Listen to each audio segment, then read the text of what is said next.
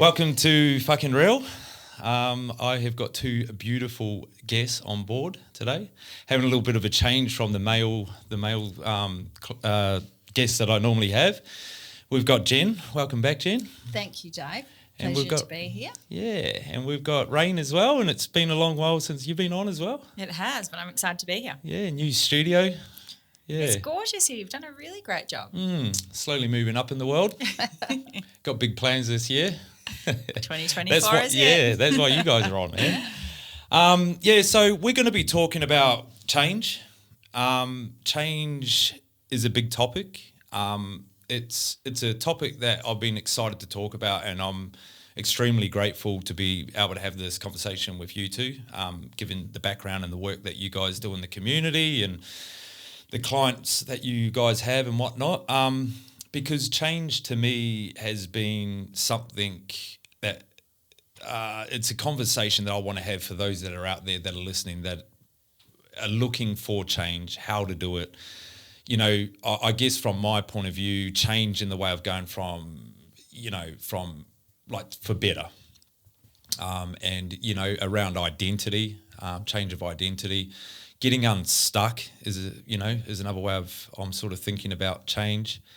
And because, the reason why it's a big topic is because it feels good when you get there.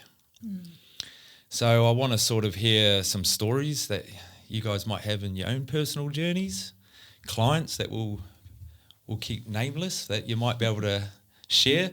But also just tools, man, like tools that people that might be listening to this and can resonate with the conversation of change or wanting change. I think we're always changing, and it's important to sort of maintain that in our own lives. But there it is. I've got no notes. I'm hoping that you guys are going to help me. Yeah, we're winging it. Yeah.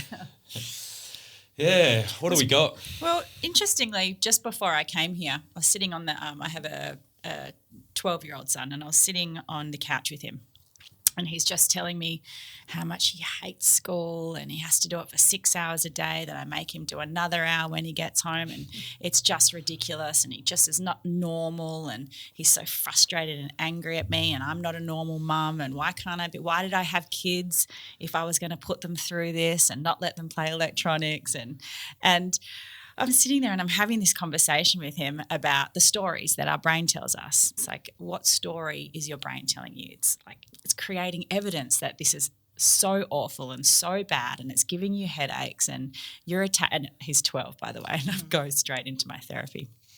And what if we had a look at the fact that, maybe there is something good about it? What if we can create some evidence that you do get to play games on the weekend and you do get to see your friends at school?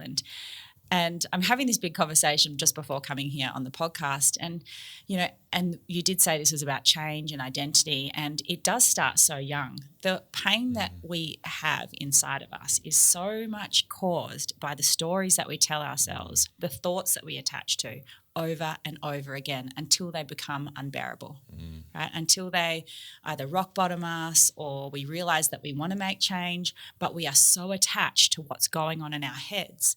He's not giving me enough attention. She ignores me. This person doesn't want like all these stories that go on. And when they go on for a really long period of time, we attach to them, like we white knuckle them. It's hard to see any options, any ability to look outside of our story to see that there is an option for change.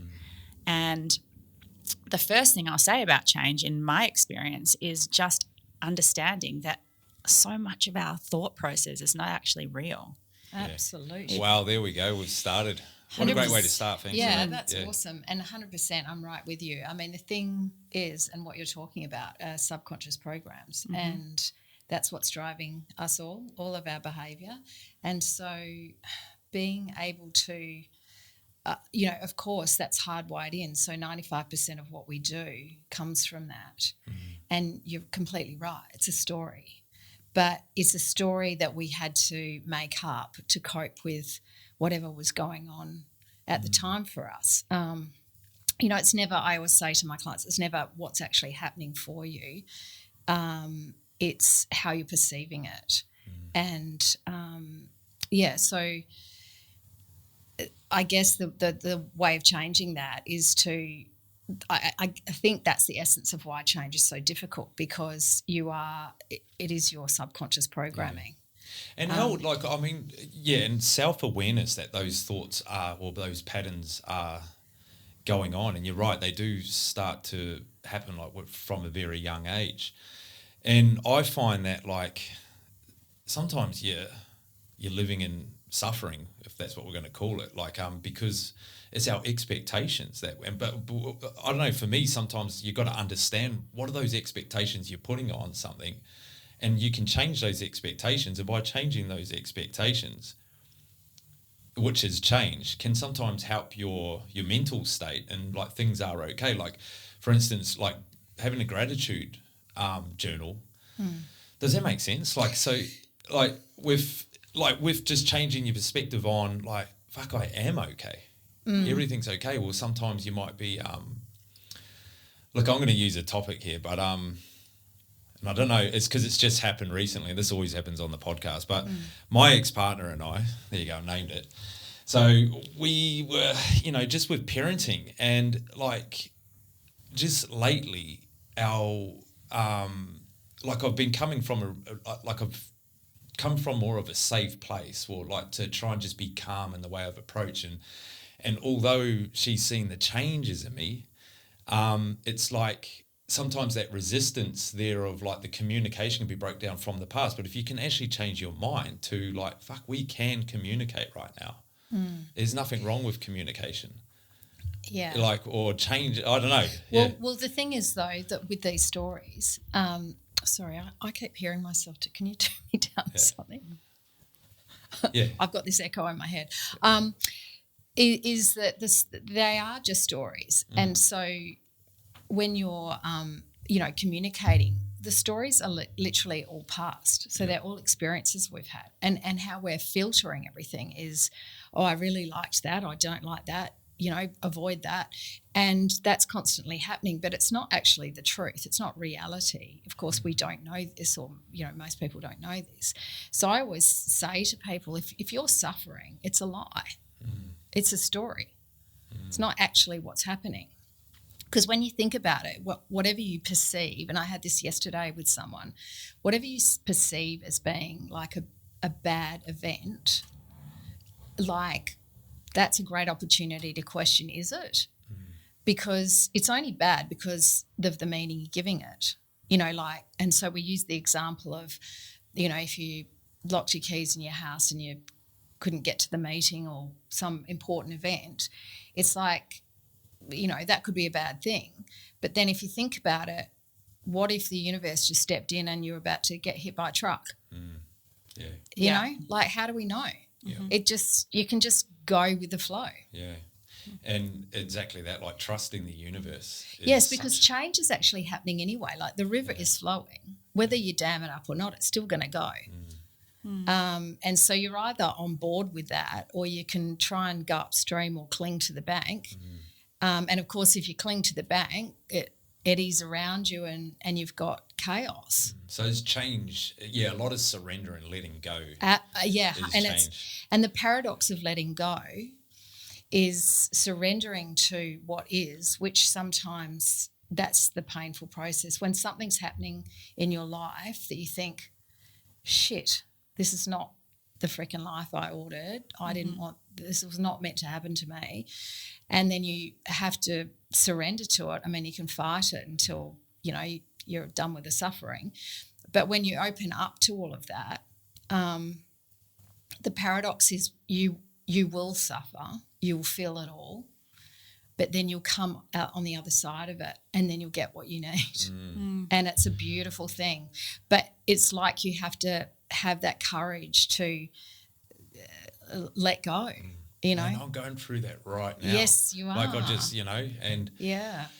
Yeah, I know. And it's just having that trust of, because I know I'm on the right path. Everything shows me, and even through plant-based medicine or any journeys I'm going on, even with breath work and just even with myself when I'm sitting still with myself, and the universe is showing me little bits and pieces of reassuring me you're on the right path. But because it's not going to the speed or the way I'd like it to go or my expectation, I get frustrated.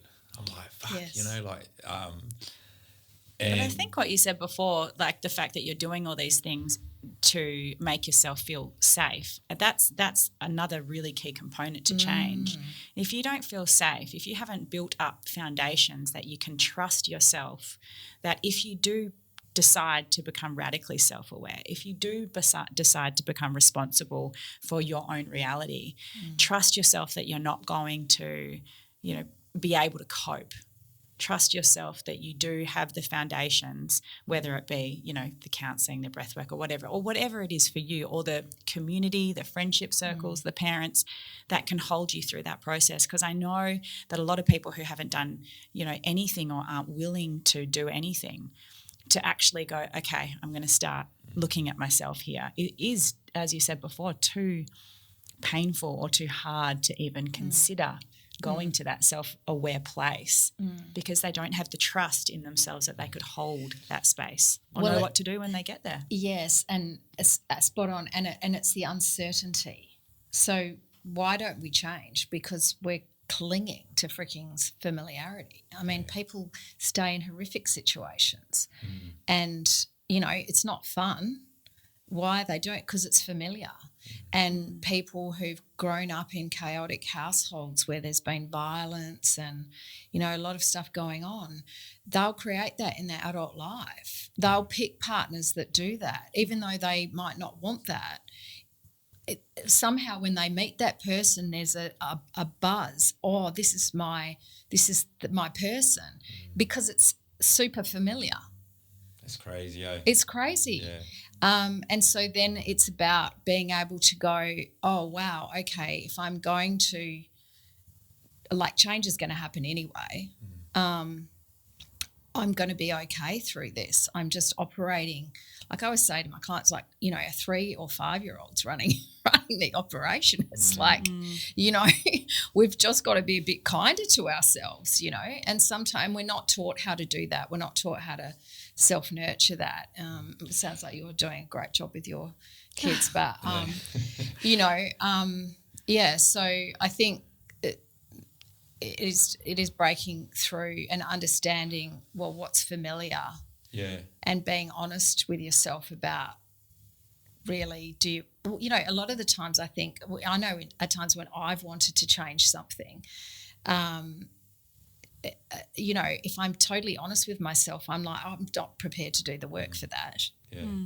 It does come down to that, isn't it? Yeah. And unless you can do it, which is like, damn it. But that's the honest truth. It's like, well, I want that change, but I'm not actually willing to do what it takes for that to happen. So that's the other thing. Or maybe I don't deserve that. I don't deserve what I want. Perhaps. You know? But quite often change, you need some effort. And also, are you capable? Like, I mean, can I actually do that? Or, you know, I mean, look, there's a few topics I want to say because, Rayne, I thought that was great what you brought up. And, like, if you are about to make some change, it's also good to have a quick look around what's around you and what you need to adjust to make things a safe environment for yourself, or even a little bit more comfortable with whatever changes you're going through, you know. And then also just with with yours as well. Like, I mean, I relate to that as well with even the podcast, you know, like when I first started it was like I had no idea, and it's like, how do you even, like, that's what you want to do, but you don't, that self-worth, I guess, even, or that confidence of even being able to step through that door of change, you know, to being able to do it. But but in terms of with the safety aspect of it, because for me it's like you see people wanting to change, and I can name a lot of people, and including myself as well, like with particular things. And it's like, I mean, would like once they recognise that they want change, what is the good way to actually introduce it to them into like navigating a new path for them? You know, because if they are so familiar with what's going on, I feel like I need to give an example. I don't know, if it's maybe it's a toxic relationship, for instance. First of all, it's safety in the body. I feel, and instead of change, I actually use I use the word growth. I feel like growth is a lot kinder, it's a lot more, of a positive. Whereas people go at each other, well, you've changed. Oh, well, you've changed. You hear that in relationships, and I find it such kind of a negative connotation, because it's like, well, of course I have. We're put on this earth to grow and move, and nothing stays the same. Yeah. But when we use the word growth, it kind of it inspires that, okay, well, how do I want to feel? Like, who do I want to become? How do I want to show up? And so the first step is, and always the step, is stop looking outside of ourselves. It's like, where do I feel safe? How do I cultivate safety inside my body? How do I calm my central nervous system? How do I stop attaching to my stories? And, everyone has a different way of doing that. I use meditation and I use exercise for my mental health, and I get therapy. I actually had RTT therapy today for the first time, which is really interesting. But I see my Reiki master. It's making that conscious choice to not be unconscious about your life. It's making the conscious choice to say, well, how do I feel? It might be, let's say, in a marriage where you want the marriage to survive and that's the goal, right? But how do I feel at this moment?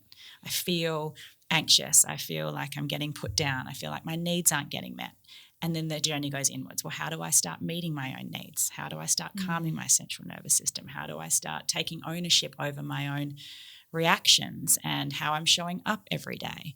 We have this tendency to constantly want to look outside of ourselves for all the answers. It's like, it's because he's done that and she's done that, and I can't feel safe and they don't understand me.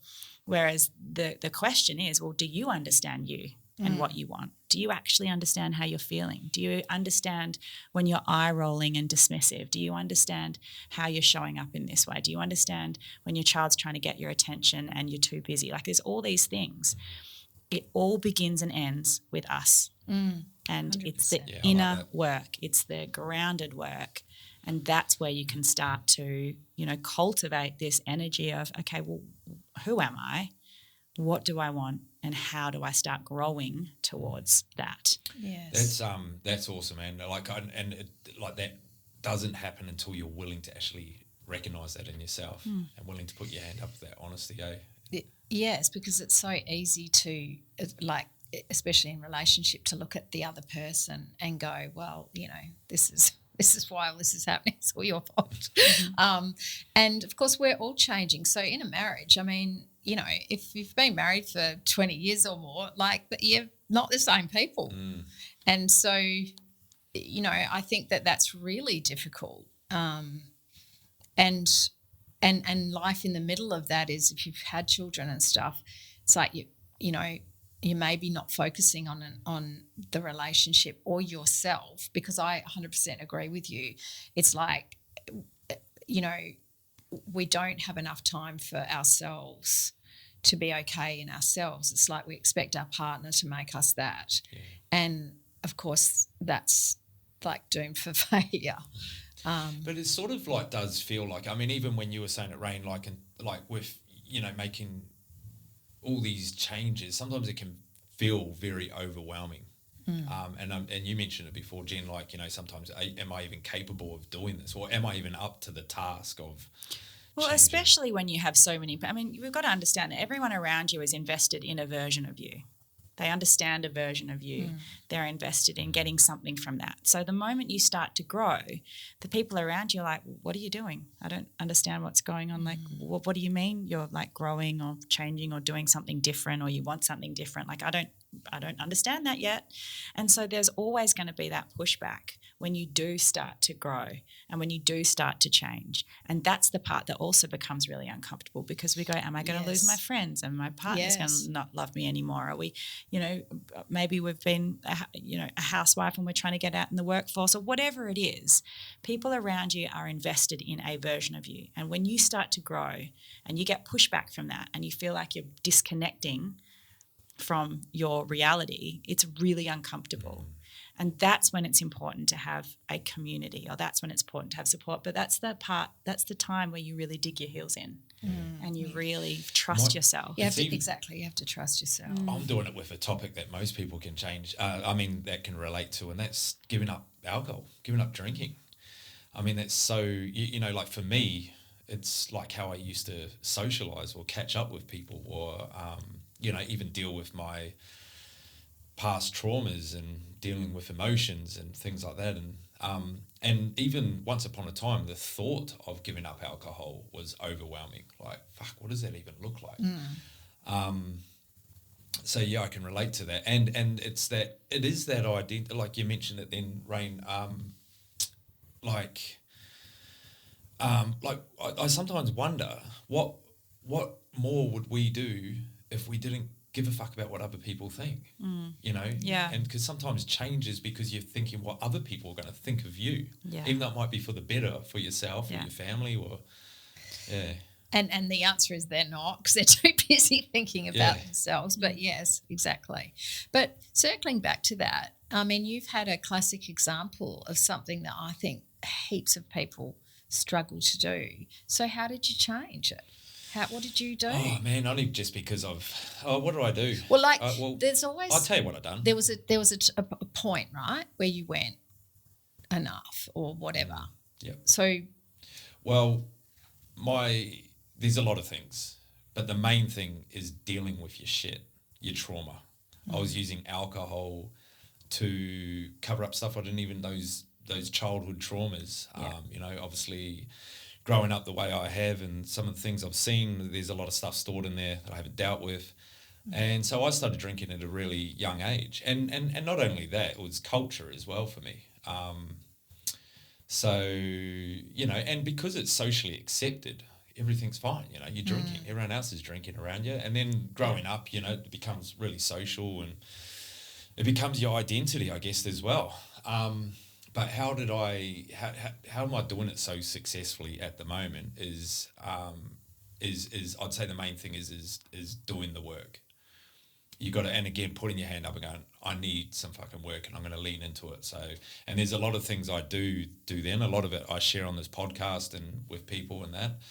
So that's the main thing, because I think it's hard. And I look at alcohol as an addiction and equally as any other addiction, really. I know some are more destructive than others, like some drugs, but there's porn addiction, there's it's a vice. On your phone. And I think and some people really suffer with some addictions more than others, and I think until you're going to do the work underneath the addiction, it makes getting rid of the addiction. I think what I'm trying to say is a lot of people sort of tend to focus more on the addiction than why you... Yes. Yeah, does that make sense? 100%. So you're... so you're actually treating the cause. Otherwise, like I've said before, it's like Panadol for the headache. It's like, why have you got the headache? So, 100%. I mean, going to treat the actual thing that you're addicted to, well, of course, that's part of it, but that's not the answer. Because unless you go to why you're doing it in the first place and work on that, which is what you're saying. So I think that's massive message. And then I think also the other part of it is we talk about change and being uncomfortable and the unknown. So there's the social anxiety side of it, going into these pubs now. I went to like a festival. It was a huge festival in Mount Claremont. What was it? Wildlands.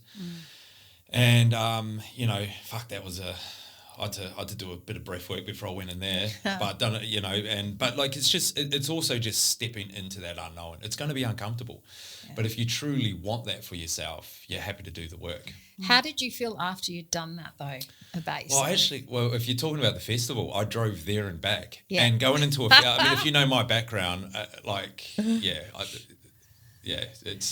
would not have been driving. How did you feel about yourself though after driving home, say? Empowered. Empowered's probably the biggest word for it. But a lot of things do drive me for it. Obviously, I've got children, that helps. This podcast and doing the charity that I'm setting up at the moment, that helps a lot as well. So finding your why. Finding your values and your why, but also you're now creating evidence in your life that you can do this. Yes. That you can show up. That you can drive home and, hey, nothing really bad happened. That you can go to the pub and not have a drink and you've still got some mates. Like no one's rejected you, no one's abandoned, or maybe some people have that were really invested in that version of you. But now it takes us to create evidence over and over again that we are safe to be who we are and to be in our choices. and to live the way that we, that feels good to us. And I think the other key is to it's life. Experiment with it. Like if you're not sure if giving up alcohol is for you or not, but we'll have a bit of fun with it. Like, so I'm going to go to the pub. Like I went to Christmas with my family, and most of my family are all pretty big drinkers. And I'd rock up at Christmas going, well, I can have a drink if I want, but let's just experiment with the idea of what it's like not doing it. And so I went the whole of Christmas. I mean, the one thing is you get bored pretty quickly. So you're like, fucking everyone's drinking, and you're out of there pretty quickly. But that's also a bit of empowerment in itself, because always when you wake up in the morning, you're like, fuck yeah. That's a bit, No hangover. Yeah. There's something I was going to say there as well. I've got people, one of my best mates has rang me up this morning. I haven't spoken to him in a while. Well, a few months. And he rang me this morning. He goes, man, I just finished one of your podcasts. I thought I'd give you a call and catch up. He goes, man, I've decided not to drink this year as well. I've been watching you. And he literally said it. I was like, fuck That's yeah. awesome. Yeah. Well done. Yeah, so it's little wins like that you go, man, it's cool. Yeah. And not that I'm trying to change everyone from drinking, but I do definitely want to give someone a different perspective on inspiring people to make that, their own choices around it. And that's the message. We all, as I say, so many things we look for outside of ourselves, where it is inside us, and just changing your energy and the way you show up is going to have an effect on people around you. Small or large, it will have the effect. Even if you weren't sort of speaking on the podcast, you'll be changing the people around you anyway, just from changing your energy. Well, a lot of my family notice it, and no, it is good. And that's because you're not doing it for them. Right, you're doing it for you. True, and that's the ripple effect of this. And that's a good point as well. Like you really, and if we're talking about change, and then we're talking about me with alcohol, like it's also very important to sit back and have a bit of a celebration with yourself, and see the wins, because a lot of the time, and I don't know if this is just a male thing, but with me, like it's always striving forward and not really actually taking the time to see the wins that you've been putting on the board, or I mean, you tend to get down with the bad times, but like with the good times, it's like, hang on a minute, no, this is good, you're doing so well. And it's important to celebrate. Absolutely, so important to celebrate. Yeah, for sure. And I think with that self-awareness, I'm making this all about myself here, feel free to talk about your own journey. It's like like what I was saying before with my ex-partner and communication and things like that as well. I think it's also important to, and then just relating to what I said, like about like experiment with things, have a bit of fun with it. Like you don't always have to be that person, or you don't have to, they're not always that person as well. And when you talked about pointing the finger rather than going in, I think that's a big part of it as well. Like a lot of the times with, say, drinking, for instance, it's like, oh, I can't do it, all my mates are drinking, or, I've got, you're sort of blaming other things around it. It's like, man, just go and give it a go. You don't know until you try. It's a self-talk, back to the story about what it is, and, I'm stuck. I mean, even when you say I'm stuck, it's like you're literally commanding yourself to be stuck. Yeah, words are spells. So it's, the language you're using, and very powerful. I've just realised I've given you a bottle of water and no glass. Oh, that's all right. I'm drinking out. No worries. Sorry, I got no wine. I don't need a glass. It's okay. Yeah. It's no alcohol. It's an alcohol-free zone, but for sure. What let's hear some of your guys' stories with change. Keeping it fucking real. Anything? Oh, I think my whole life has been one clusterfuck of change. It's just one growth. I think the biggest thing that I'll say, though, and even, I mean, I could go into millions of personal stories, is the journey it's a daily conscious commitment to keep showing up and to keep being open and to keep choosing to feel my emotions and keep choosing to be self-aware and self-responsible for my reactions. And a lot of people might look at that as, letting people off the hook if someone's wronged you or tapping out, but really the only person I really am responsible for is me. Yeah. And I get to choose my reality, and I get to want to move in a direction that I feel is soul-led, and I get to parent in this way, and I get to be a partner in this way. And as long as I wake up every day and make that choice to continuously step in, that choice to continuously step in every day also leads itself to why, oh my God, sometimes I wake up and be like, holy shit, I've been attaching to that story. I've been attaching to that lack story for a really long time. I've been attaching to the he's the bad person for a really long time. And I think the beautiful thing about growth and change is once you commit to it, once you say, right, this is the journey that I'm on, it's a layered process.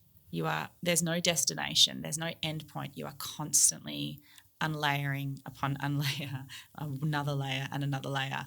And when you can make peace with that, when you can make peace with it's not like I'm going to be healed, I've got to get there, it's a lifelong journey, then you end up really enjoying the process. Like I love unblocking things. I love coming up with stuff that I'm doing that I can now work on. I'm like, oh, I'm curious about that trigger. It also makes the highs really high because you get to say, I created that.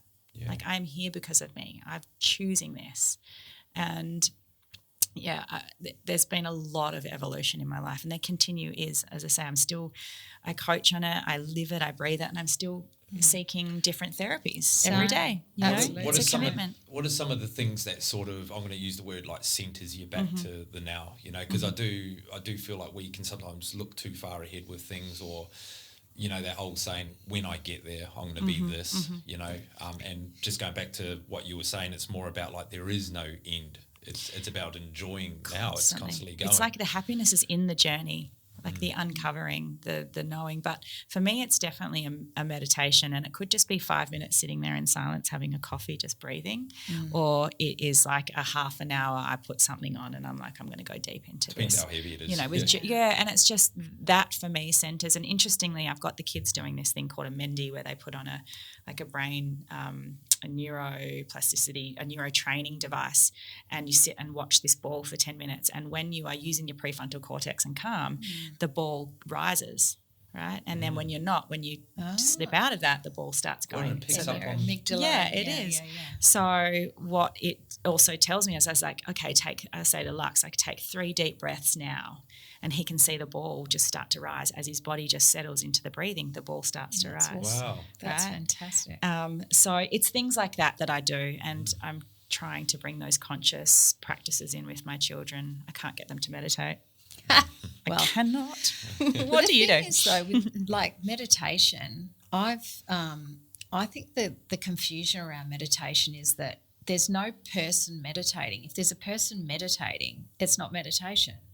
So you've just got to get out of being the person. Like you can meditate doing anything. It's just presence. And so if you're trying to meditate, well, that's not meditation. So that's one big thing that I've learnt. And in terms of change, like I kind of want to address that, for me, obviously we all change and life's always changing, but is having a life event that just, it imploded my life, like was like.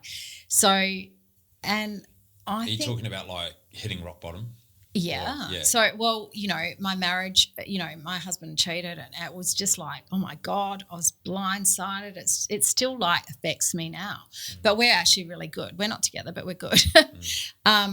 And so much growth and amazing gifts came out of that for me. Like, I'm so grateful for the experience, but, it was almost like change was forced upon me. I didn't choose that, but suddenly my life was just like an earthquake had happened in it, and I couldn't recognise anything. And when that happens to you, and I know people have had way worse than that, children dying, horrible accidents. Still trauma though. Yeah. But, I guess what I'm saying is to, if you've had a traumatic event, and of course how we receive trauma is different for everyone. It depends what you've had in your past and how resilient you are to things. But what I know is it's like then I was personally forced to deal. So I think that when you're in that situation, you have to just work on what it is and be kind to yourself at that time. And I've noticed for myself that I've made a lot of changes, like mostly spiritual and emotional, like dealing with my stuff. But then I think sometimes some parts of your life fall down. And certainly for me, my health health was always a big thing for me. But sometimes it's like you just don't have the energy or the whatever, or you're just not meant to have all the balls in the air and it's all going down. So I suppose I'm just saying, like, to people, if you are going through something, like, just be really kind to yourself. We can't be everything all at once.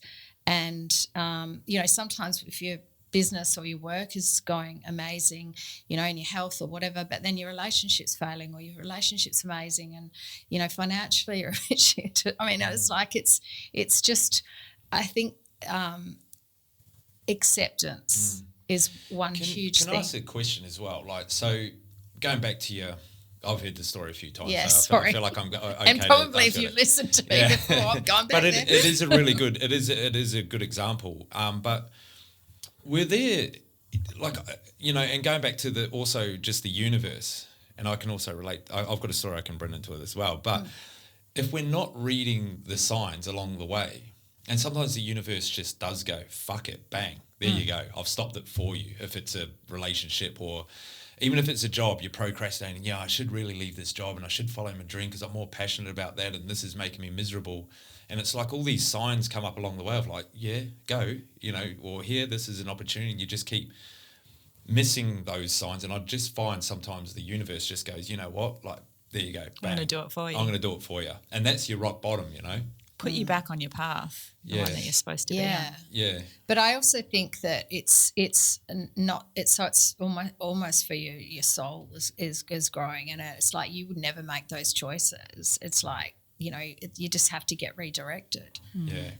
And sometimes it's not even that you missed anything. It's just suddenly bang, and that's how people's lives change, right? So, like, we are not in control. We think we are. I know. Ego loves to go, oh, yeah, we grip onto it white knuckling. This is what's going to happen. Exactly. Well, good luck to you then. Yeah. It's Luke Kalani. He's written up on the wall here somewhere, and he's just we've got no fuck. I have no idea what I'm doing, and it's such a good thing. And because when I first done sound healing at one of his events, he was up on the stage, talking to everyone, and I've gone in for my first time. And there's just it's all girls, I think at that stage I was the only male in a room full of about 40. Yeah, I know. And that makes you feel a little bit more like, fuck, am I at the right place? And when I sat down, I was a little bit nervous because I didn't know what sound healing was. Didn't know what sound healing or cacao at that stage. And he gets up in front of everyone and just said something along the lines of like, none of us got no fucking idea what we're doing. And I just related to him straight away. So that's why he's written it up on the wall, because we said it in a podcast. But yeah, we don't have any idea. And I think, well, for me and my personal journey, like the more I understand that, the easier life is. Or you actually, and also you attract, like it's like once you actually release and open up and just go like, yes, because you're going with the flow. Yeah. Literally, you're not getting in the way. It's happening anyway. It's just, we tend to have aversion over that. What story are we attached to? Exactly. Which one? And it's the story that causes our suffering. So if how do we looked at detach what from actually was stories? happening. Sorry? So how do we detach from stories? Like sometimes, and this comes up a lot, and it'd be good to hear your guys' opinions on it. So you can feel something there. If it's a feeling, something's going on, or it's a continuous thought, or it might be a continuous pattern. What do you do? I absolutely had this exact thing yesterday with a client, and he kept getting anxious, and he knew, like, he could see that it was a story, but still couldn't. So a lot of it can be habitual, like it's just you're hooked into the thoughts. But I always say, and this is personally what I did to shift, I think was the major shift in my life to be okay, was as soon as you notice what is the negative feeling, so try and, what is it that I'm feeling? Am I anxious? Am I sad? Do I feel guilty? What's going on? And quite often when you if you can feel that in your body, that'll tell you, if you're feeling it in your stomach, you're probably anxious, your chest is probably sadness, head, anger, but not necessarily, but it tends to be true. And then, okay, so if I'm feeling that thing, what's the thought that I'm having that's causing this? And so then that's the story, like, what am I saying to myself? And, of course, thoughts happen so quickly. I mean, we get at least 65,000 thoughts a day. They're all the bloody same. And so thoughts cascade. You can be like, oh, gosh, no more clients, or suddenly no more money. Oh, now I'm homeless, in 5 seconds flat. That's how it works. Yeah. And so sometimes it's hard to go, well, what was the thought that actually caused this feeling? But when you continually do that, it's like you've got to take yourself out. It does take work. And then go, oh, well, God, no wonder I'm anxious. Like, I say to my clients, God, if I believed that, I'd be as anxious as all hell as well. Yeah, true. And then it's like, but then you question, is it true? And they're like, yeah. Oh, really? No, it's not. Yeah. And thoughts are either past or future. You cannot have a thought now. And so the story we're telling ourselves, it's from the past, even if it was 5 minutes ago. You shouldn't have said that to me, or blah, blah, blah. It's still a past thing. And then you're gathering that up to make a story and projecting that story into your future. And that all sounds like really, really simple. So what I'm picking up there, and thanks for sharing it. Okay. So it's picking up your body feeling, like trying to identify what's coming up. Yeah. So being silent, being still, put your phone away, go into the room, put the kids to sleep, find some time for yourself, I guess. And then just trying to navigate where this is coming from, and then trying to separate it from being a thought. Yes. I mean, I used to do it constantly throughout my day, like even in between clients and stuff. Typically I can take myself back to that time. Typically a lot of the time I was anxious, and I knew the feeling, and I'd be like, what's the thought? And I was just telling myself the story of what had happened, like what had happened. And it's like, obviously I was seeing that as a bad thing. So it was causing me stress. So I just got into the habit of, it's that thing again. And I'd drop it. I literally would just distract myself. And I just got so good at doing that it's like meditation. Your thoughts actually, it's like a child that you're not paying any attention to. Eventually they'll just stop chucking a wobbly or, tantrum. So it's about getting comfortable with, this might have a little bit to do with Reiki as well, like understanding that and moving it from an energy point of view, is it? Or, I mean, like, because I sometimes tell people only because it works for me, and that's like, don't try and suppress that thought or that emotion, like, because it feels like it gives it fuel, but more accept it or allow to observe it, like, if that makes sense. It's about also understanding where it's coming from. I mean, in your case, let's say a marriage breakdown, everything might trigger you back into that thought, whether you see your partner, whether your children say something, whether you're doing the school pickup alone, whether you go to a function, like everything is around this story of, I can't believe this happened to me in my life, and it's, changed everything of the trajectory of where I wanted my life to be and where it is now, and I can't believe that, he would do this. And so for me, I really think understanding where it's coming from. Like the feeling comes in, the anxiety, and going, okay, well, where has this come from? Oh, okay, I'm telling myself that story again. And why am I telling myself that story? Well, let's change the story.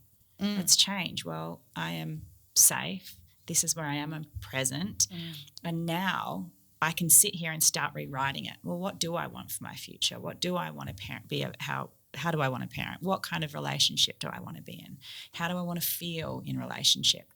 And when you start switching and flipping the script and focusing on, instead of what's been taken away in a story, and how you actually want to feel and how you want to be, you start going, oh, okay, well, maybe I can have this now. This is actually what I want. This is how I want to feel. And then you start creating evidence that things can be different and you're going to be okay. Yeah, because you're now looking for a different lens. You're seeing things in different colours. And it gives you an opportunity to understand yourself a little bit better as well. And that's what I find, as I say, away from all the stories are just told, and the more we tell them and how long we tell them for, it's just a disconnect from ourselves. Because the bottom line in a relationship is someone could always cheat tomorrow, no matter how strong exactly. And so when we have this like idea of the end of our life and holding hands is beautiful and great, and everyone, I wanted that, and I wanted that. I won't say everyone, but I did. Right, but when you pair it back to going, well, everything is temporary anyway. I'm just going to show up as the best version of me, trusting that everything's going to be great, and you get to then disconnect from the story. But a lot of the times we only disconnect when shit blows up. Yeah, right. Absolutely. So, what about? Do you want to say it or manifestation? So, this is a big word. We're talking about change. That's a whole nother podcast. Yeah, I was going to say. I guess but that's what's coming to mind. Like if you do, if you are sort of changing, you're sort of manifesting something a bit. Like if you can understand what you want, it's a little bit easier. It's getting to know yourself. It's giving yourself permission to say, what do I want? How do I want to feel? And even with all my clients, let's talk about relationship because it's easier to digest, but I say, well, write yourself in your journal or in your diary how you want to feel in a relationship. What's most important to you? What are the values? Don't put someone in there. Even my married clients, don't put him or her in that picture. Just have your picture, and then you get to start showing up as that person. You get to start putting that energy out.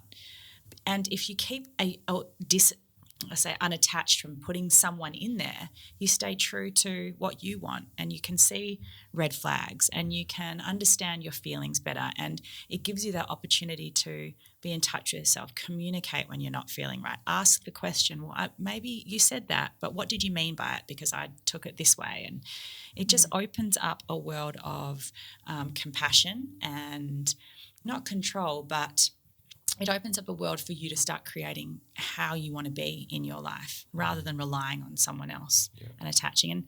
And manifestation for me is literally that. It's removing anything that stories and thoughts that subconsciously are stopping you from being in touch with yourself and what you want. Because the more in touch we are with our authentic selves and what we want, that's when the universe and the energies line up to bring you more of that. Absolutely, 100%. Manifestation is removing the blocks to having that abundance. It's not trying to get something with a block in the way. Yeah. But what you said about like allowing yourself to feel, I totally agree with that. But I really want to reiterate that when you just notice the story is to drop it, because it's if you buy into that, it's like you've gone down the slippery dip. It's hard to go back up the other way, and or it's like putting fuel on a fire. It's a little, flame. I'm coming up with the victim mentality type. And we get addicted to that, and so it's just stopping that. But the feeling thing, it's to be able to. So what I did forever is allowed myself to feel, and without the story. So it just let it pour out, let it all. You're angry, you're sad, you whatever you are, and definitely process your emotions, but with curiosity and not judgment. And without the story, which seems a bit weird. It's like, well, how can I do that without the story? But it's just if you really just sit and go, "What, I'm actually sad," and just let yourself be sad without why you're sad or anything, it will process out. Because the thing is, if we don't allow that to happen, and that's what's going on with all of us, is we've stored all this shit away, and then in midlife, typically, it comes up. So I'm getting my heart's racing as I'm about to talk about this, because now I'll be more open and still with myself. And I've been doing it for a while now, but I'm just getting more and more in tuned as I go on, and now giving up drinking as well and being alone.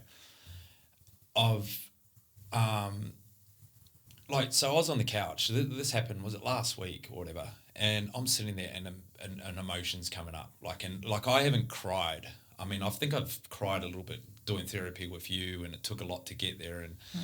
And even that was a little bit of hard work, and it still sort of is now. And even though I'm okay with doing it, I still struggle to get myself to that point of letting an emotion come up and crying about it. But I was on the couch the other night, being still, just not feeling. I just felt like something's, like agitated, like I need to be distracted with something. And then like I'm starting to get like memories from my childhood of like traumatic memories, that have coming up. And to some people they might not be traumatic, and some maybe, but to me they were coming up. And I allowed this particular one was just when after my mum had passed away. I was 14 and my sister was like 12 and a half, and over in New Zealand, I forget what it's called, like WINS, I think, but it's like a Centrelink. And we've gone in there and we're speaking to this lady, and I can remember just feeling like really desperate, like, where do we go? Like, we've got no money, we've got nowhere to go. And I'm talking to this lady across the table, and she's sort of like, well, where's your documentation? Where's your passport and all that? And I've got my sister there. And she's, you could feel her wanting to help us, but can't help us. And I can remember just feeling like this desperate of like, we're fucked, And this come up, man, and it was just like this sadness, man, like completely. And I got tears in my eyes and tried to allow it to come up. And I sort of, and I'm also having these, at the same time, I'm having these arguments with the universe, because I'm like, you've shown me that this is my path. I'm doing it. And I'm doing it 100%, and I'm supporting other people along the journey, and I'm going in this direction. I'm just like, where's this fucking support back? You can make certain things happen against me and testing me and for the better, but anyway, and it was like this struggle, and the struggle victim mentality come up, and then like all of a sudden I had this time of silence, and then this thought come up of me when I'm at this office with this lady, with my sister, of desperate times and struggling. And for some reason, it sort of married it together, of like, this is why you sometimes, like, I've got that fear or that struggle, or that maybe it's the comfort of, because I've struggled a lot being as a kid growing up, and I'm wondering, so anyway, I'm doing ayahuasca this weekend, and that's my intention. Like, I sort of feel, and then when I'm going, we had the conversation about manifesting, and I sort of feel like maybe I want to understand, if you're taking out that sadness from it, does that allow you to be more connected with what it is, like like what I'm manifesting or what I'm set out to do? Has that gone deep? Well, no. I think that you, your current situation triggered that past trauma for you. Okay. Yeah. And so whatever so you're sitting there, and maybe your thoughts were around, God, what am I going to do? Which is exactly where you were when you're 14. Well, I mean, it's that, what do I do? It's that lost, no answers. And so potentially that's why that came up. I've never thought about it. But I can remember the memory of being there, but I've never thought about that. We remember things as we need to remember yes, them as well. So layer upon layer, you felt safe enough to remember that, and it's significant. It's coming up for a reason. It's coming up to be looked at.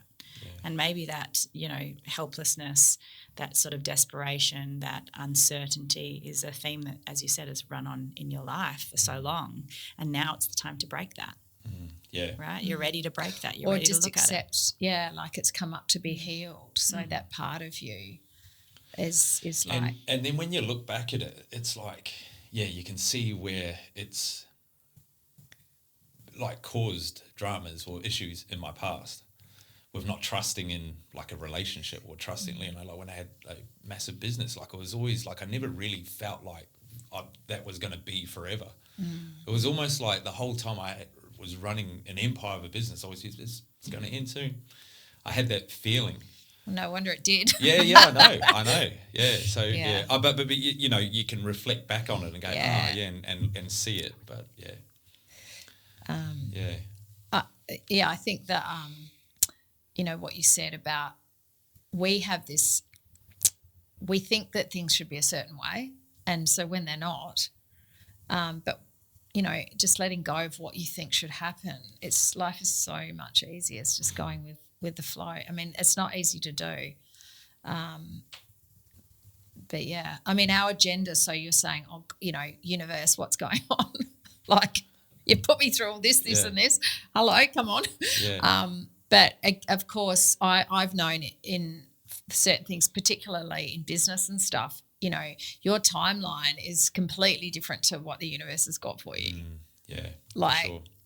so you just have to learn to trust it. Just make a choice to step in every day. Yep. That's right. But the more you're able to do that and let go of the fear or whatever's going on, then the more, like I said before, it's the paradox, more comes to you. It's really weird. It's like almost like the least effort. Like, you don't really have to, it's just being you, just do you. Yeah. Yeah. Yeah. We'll do like so. Anyway, I've never done this on a podcast before, but you go, Rayne. Oh, Yeah, for sure. Well, like Jen and I will carry on with this for a little bit. Yeah. For those who are watching and going to be listening and wondering what's going on, Rayne's been managing her children. I know. But all this happening at the moment, I'm like, holy shit, can I just for one afternoon? Well, before you leave, thanks. Yeah, and on that note, you're running a whole lot of different things. There's a lot of moving parts, and you've taken the time to come out here and jump on the podcast again. Really appreciate that. Yeah, anytime. Yeah, we'll do it again for sure. And it was awesome having you on, and obviously Jen as well, because I've been wanting more females to be coming through here. It tends to be leaning to a lot of men guests. But it's just unbelievable. Yeah. Answer it. I was like, Lux, I'm nearly done, darling. Yeah. There's a bit going on at the moment for me, so I'm just trying to juggle it all. I've got the kids pretty much full time and trying to run this business, and the kids have all got their issues at the moment. Well done for thank you for having me. Yeah, it was lovely to meet you. It is very lovely, so thank you. I'll go and do go do what you need to do. So they feel safe. Yeah. So they stop telling themselves stories and have traumas later that mum wasn't there and you're never there for me. All right, thanks guys. There's the green button on the side when you get there. Right. Thank you. See you. It's just us, Jen. Here we go. Yeah. But yeah, I don't know. Where were we? Where were we with that? Oh no, you go through.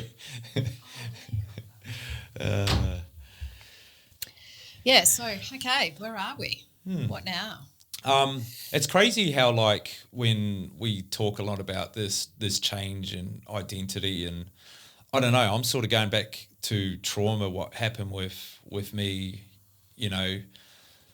I guess for me the change is being good in the way of, like, I'm actually what am I trying to say here? Like, the growth.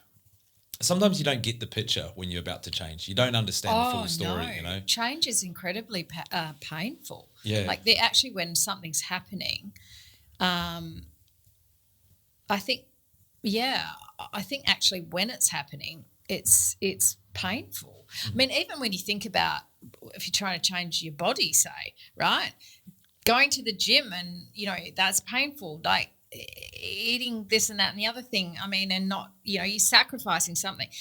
That can be painful. I mean, of course the outcome is great at the end of it, but at the time, I think that's why I always I think acceptance is such a big thing with change. Like, that's the gentlest, but of course that's not easy, is it? It's not easy to go, this is happening for me, not to me.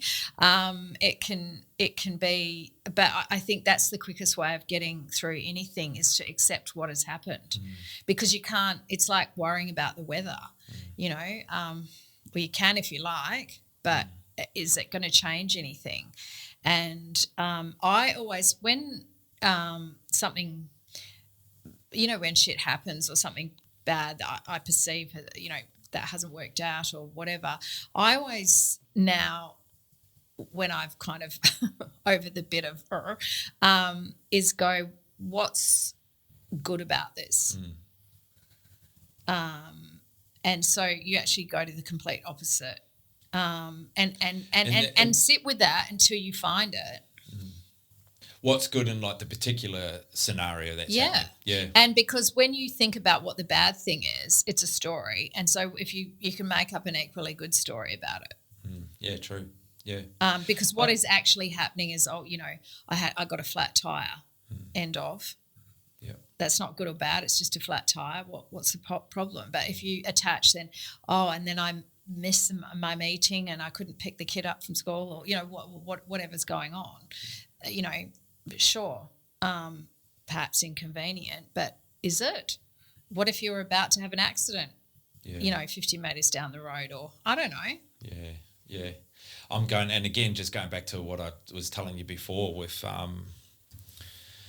like my journey, like just trying to set up like this charity, running this podcast, and and I haven't got a full-time job, and everything's sort of pulling me towards like go and get a full-time job, and then there's a part of me going, no, I can push this, I can keep going through, and although the change and my I guess because I don't have the income or my expectations aren't met, therefore I feel like I'm struggling with it. But there's another part of me going, why isn't it just okay to just be okay with what's going on right now? 100%. You're fine. You've food, you're eating, your kids are fine, Absolutely. And the only thing that really comes up as struggle is just that because it's not my expectations of what I should be doing. It's not matching. Yeah, it's not matching, yeah. That's right.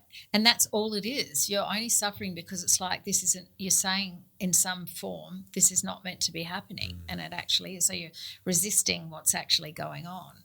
But I know what that feels like, but I also know at times when I've gone on several trips, like whether that be to India or walking across 800 kilometres across Spain to do the Camino de Santiago, at times when I just was like, I don't know what else to do here. And, I've had literally not much money in my bank account but paid for everything. So I'm like, okay, I'm good until I get back. But no certainty at all. Like I don't have a job. I had a business and I work in the business. It doesn't work without me. And no certainty at all with doing that. And every single time I've done that, and I've used like my last dollar basically to go and do something. And it's not to have fun. It's to work through my stuff. It's because I've just felt called to do it. It's like I trusted it. Every single time when I've come back, within a week, I've had 10K in my account, like straight away.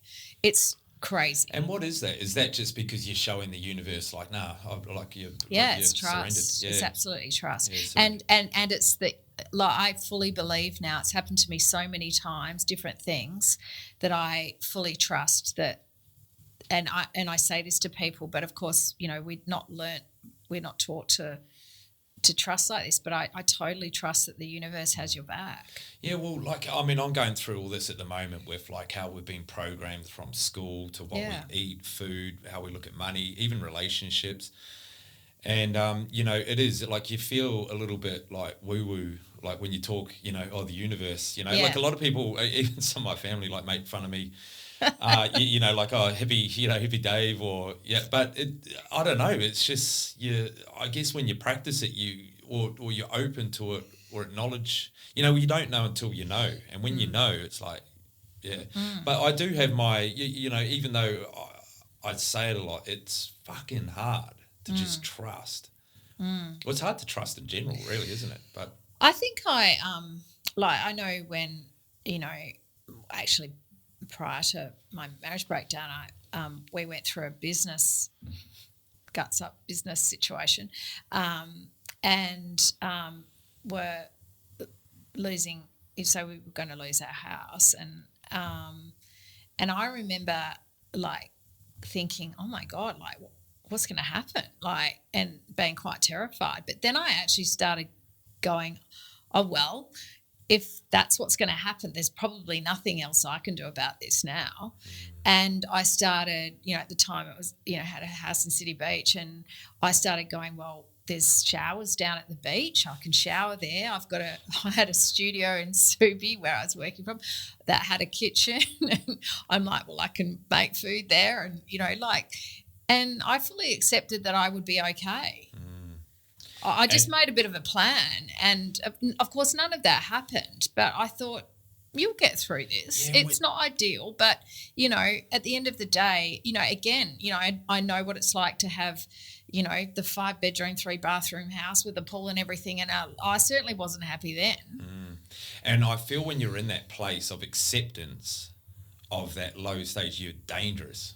Because you don't give a fuck, you're fearless, and when we go back to when you're asking me about like how I done like giving up alcohol, well the day's still short, but no, no, I'm just saying like a lot of it is going, well fuck, you've done everything else, like by like the start of last year I said to myself, when something approaches you and it's positive, like for yourself or your well-being or something, like go and do it. If the door's open and presented, like go through it, even though it's unknown. A good example of that is like, say the gym, for instance, like, the gym's there, you're getting called to go through the gym, like go and do it. And if you're saying yes to things all the time, you're building that confidence and you're also working out. It's never as bad on the other side of what you're making it out to be. No, your mind will always make it out to be 10 times worse than it actually is. Yeah. And when you start doing that, like you said, like if you started getting used to like, fuck, I can shower down at City Beach. Yeah. I just thought, what else is there? I've got food, like it'll be fine. I've still got an income. I just won't have a house. Yeah. Like I've got a car. I'll sleep in that. And I mean, gosh, that is the reality for a lot of people. But I suppose when you go to that play, like sometimes it's maybe useful to don't set up camp in the worst place in your mind. I don't think that this is terrifying, but I think if you can go to it for the purpose of being able to accept, okay, well, am I okay if that's the worst thing that's going to happen? I think I'm going to be okay. And so then you start becoming grateful for things, and that gratitude actually has it's a great thing. Yeah. So to try and summarise this whole conversation, it sort of starts off with being being self-aware of where you're needing the change. Did you say? Well, I think if there's something that you say, and in relation to say being stuck. So I think when people are trying to change something, and whether that be your body, your finances, your relationship, anything, your job, then the first step is to go be completely honest with yourself. And it's like, are you really doing everything? What story are you saying around it? Because like I said before, I know that there's some things I've wanted to change, and I've gone, well, if you're really totally honest, you're literally just not prepared to do the work right now for that, Jen. And be okay with that. And so then it's like, oh, okay. So quite often with my clients, like with things like giving something up, like smoking or losing weight or whatever change, I always say, do you want that thing? Do you want to give up, or do you want to give up? Yeah. And quite often, absolutely 9 times out of 10, if not 10 out of 10, it's like, yeah, no, I want to. So it's like, well, that's awesome. I always go, yeah, that's great, because that's where we're at. True. You can't. So how do you get it to you want to? Yeah. So, okay, so then it's a case of going. Because even to get to that stage, they must want to. Yes, but it's more. It's almost like you're bullshitting yourself at that point. Because you've made the story it's bad. Yeah, and then you start, like Rayne was saying before. Then you start creating evidence. Getting evidence for why you're not doing it and justifying. Oh, now I'm really stuck. And the truth is, you actually really just don't want to do the thing. You want to, but you don't want to. Yeah. So it's perfect, because all you have to do is go, well, what are the benefits of staying where I am? What are the benefits of changing? Pros and cons for everything. Look at it, weigh it up, and also next step, if I was to have that thing or make that change, what is it I am prepared to do? And, again, a lot of the things that we put out there, I know I've done some crazy, hardcore stuff in my time. There's nothing wrong with my self-discipline. But, of course, I pick things that you can't just stick to. It's completely unrealistic. So it's, be careful to choose, a path that sometimes that's required. Like, I think to get momentum, you could do a hardcore month or 30 days of something, or even a week, to get the momentum and go, okay, let's peel this back. What's realistic? Small incremental changes. If you just do one little itty bitty change each day, it's compounding. Yeah.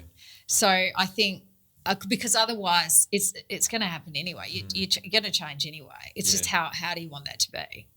I like that, because, it's all about like doing the micro changes along the way. And also we spoke about that as well, and acknowledging all those little micro changes as well that you have come away, getting that sort of confidence from it, and it's self-empowering. But I just want to go back.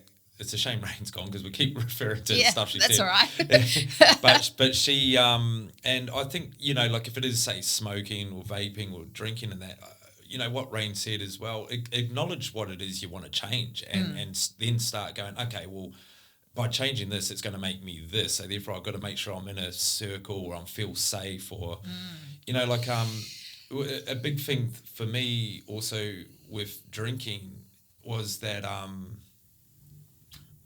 I didn't really, like, I knew all the pros of it, more energy, and you sleep better, and it's better for your health, and all these pros, but I didn't know the cons to it as well.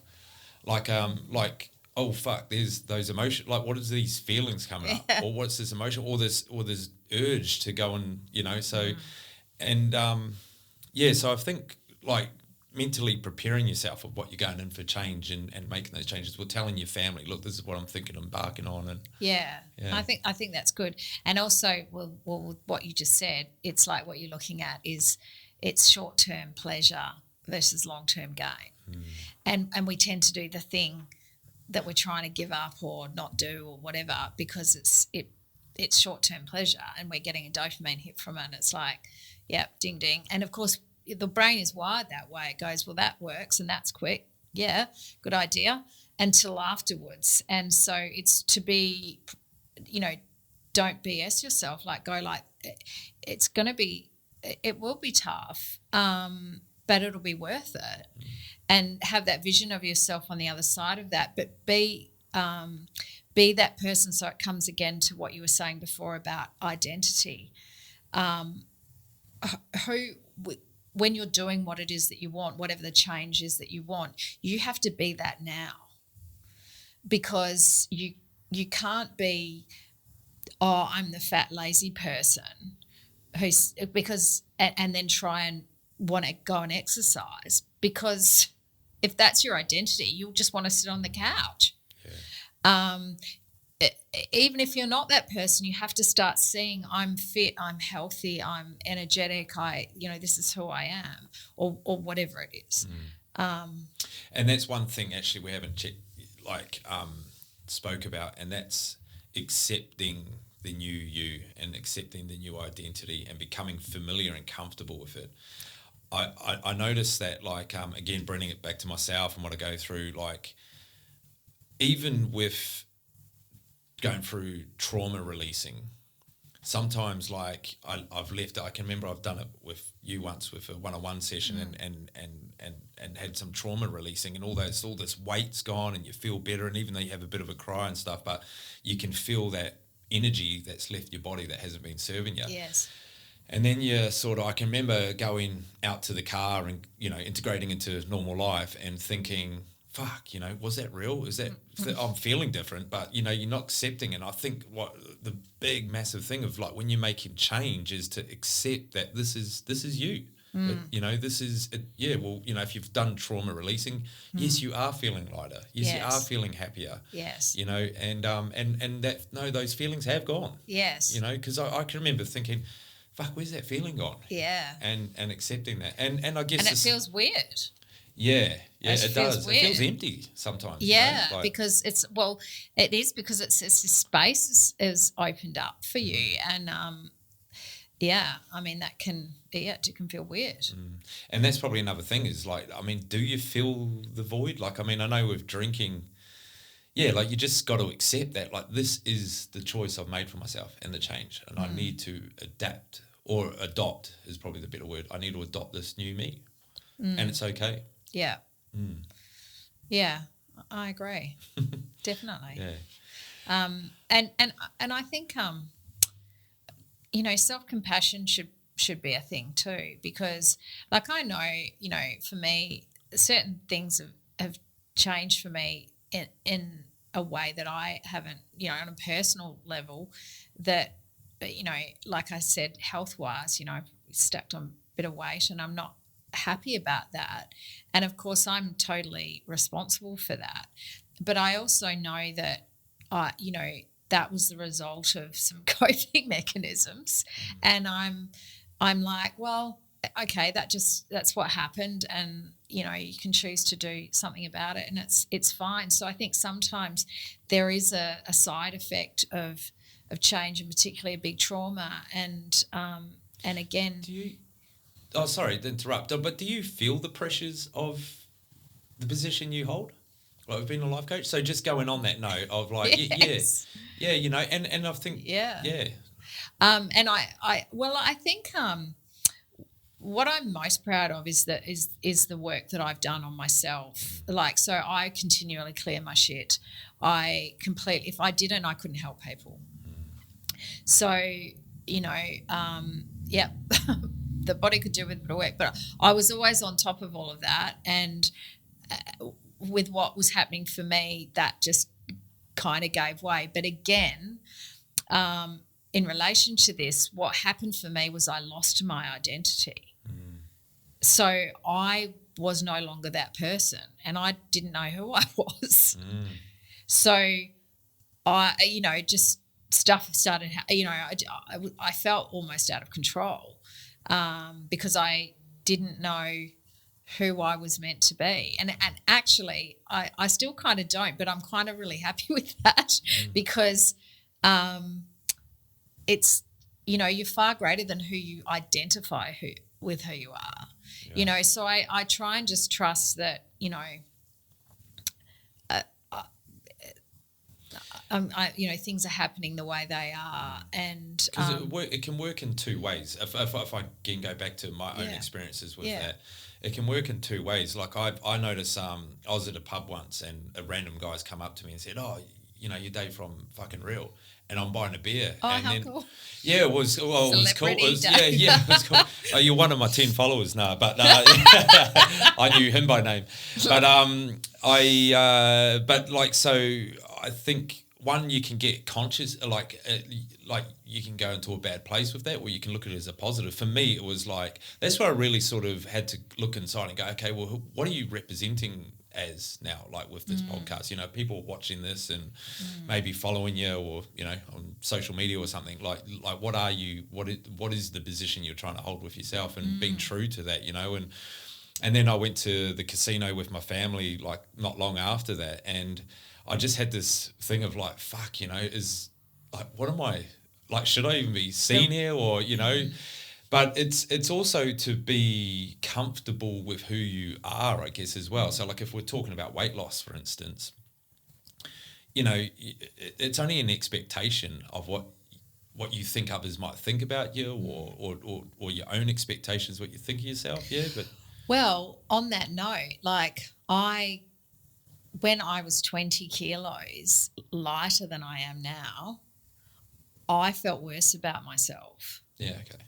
So I identified not as being that. I mean, I've killed me there now, but it's hilarious, because it's almost like, when I was younger, I was such a hard taskmaster on myself, and I was never satisfied, particularly with how I looked, or and I was hardcore, only healthy and fit, and I'd love to be that fit now, and I can get back there. I have no doubt that I can, but what I've been through and what I've worked through, it's allowed me, it's gifted me the ability to just go so much deeper with people, and actually I'm not afraid of someone's pain, and then they can transform, so it's really been fantastic. And so I'm super proud of myself for that, and it is what it is. Yeah, for sure. Yeah, I get that. But I actually joke with people because, like when they say, like the plumber's toilet needs fixing, and, the electricians, the lights in the house aren't working. So I said, imagine what my life's like as a life coach. Yeah. Oh, mess. Yeah, no. Yeah. It's not really, but, I think that the thing is that we're all human. I think, you're only doing everyone. There's one thing that I can say about people and for people, it's like is don't judge, particularly yourself, but judging others. Like I don't think anyone is doing anything to hurt anyone. It's just coming from a different place. It's not an intentional thing, and I think having that understanding of each other. It comes up a lot with parenting. I know a lot of other people with parents, and particularly like single mums. For some reason, I see it a lot among single mums. Like the pressures that they have. And I know from my own experience of being a father and a single father, and also being in a relationship, of the expectations are these days of being parents, and sometimes we're not actually living the true good feeling of being parents, because we're too worried about all these expectations, and are we being good enough, and rather than just living in the experience of it all. Yes, and exactly, and there's too many shoulds about how it should look and what you should be doing, and just be doing you. I said that to funnily enough, a mother the other day who's a client of mine, and she was like, I don't think I'm doing a very good job. And I'm like, well, if you're just being you and you're being honest, then you're the perfect mother for her. Yeah. And that's probably where we're going with change as well. It's just like sometimes the change can just be changing about how you perceive yourself to be. 100%, yeah. And I think if you're being a little bit more compassionate with yourself, those changes can probably be a lot easier, actually. This is what I love about this podcast. It's sort of like over reflections of my own life. Fuck yeah, I worked it out. Yeah. Yeah. Thanks, dig. Yeah. Well, I'm probably going to just wrap it up there, Jen. Yep. But this is going to be many of podcasts we're going to have this year, I hope. Thanks for having me. Yeah. It was a pleasure as always. Yeah, I want to start reaching out this year to my listeners and followers and things, and get them to start interacting with these podcasts about what they want to hear, topics, particularly when I've got guests like yourself that can sort of cover a wide range of different, mental health issues and things like that. Yeah. But yeah, thanks for being on board again. My pleasure. And until next time. See you then. All right, okay. Bye.